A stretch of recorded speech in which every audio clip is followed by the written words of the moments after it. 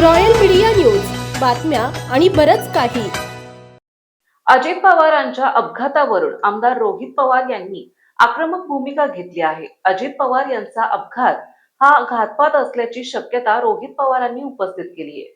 तसेच VSR company विरोधात गुन्हा दाखल करण्याबाबत त्यांनी आग्रह धरला आहे. याच मुद्द्यावरून त्यांनी मुंबई आणि बारामती पोलीस स्टेशन गाठले होते.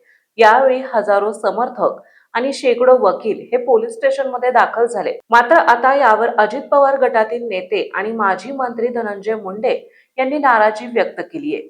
मंत्री धनंजय मुंडे यांनी माध्यमांशी संवाद साधला आहे. यावेळी त्यांनी रोहित पवार यांनी आक्रमक भूमिका घेतल्याबद्दल नाराजी व्यक्त केली. तसेच जोरदार टीका देखील केली.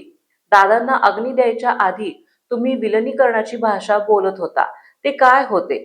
ज्यावेळी सुनित्रा पवार उपमुख्यमंत्री झाल्या तेव्हा तुम्हाला वाटले नाही का शुभेच्छा देणारे एक साधे ट्विट करावे?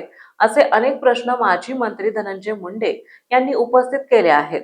आमदार धनंजय मुंडे म्हणाले की दादांच्या अकाली निधनानंतर सर्वांनी निर्णय घेतला की सुनित्रा पवार यांनी राष्ट्रीय अध्यक्ष बनवायचे. माझी मध्यंतरी वाचा गेली होती, तशीच गेली असती तर बरं झालं असतं असं म्हणण्याची वेळ माझ्यावर आली आहे, कारण आपल्या मुखातून दादांबद्दल शोक व्यक्त करण्याची वेळ आली नसती.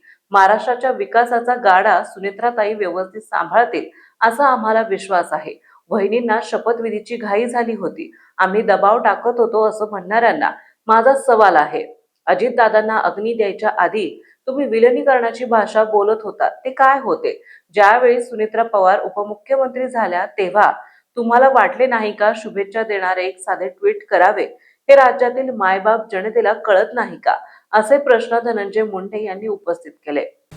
महाराष्ट्रातील ताज्या आणि महत्त्वपूर्ण बातम्या पाहण्यासाठी आजच आमच्या रॉयल मीडिया न्यूज चॅनलला सबस्क्राईब करा आणि बेल आयकॉन प्रेस करा.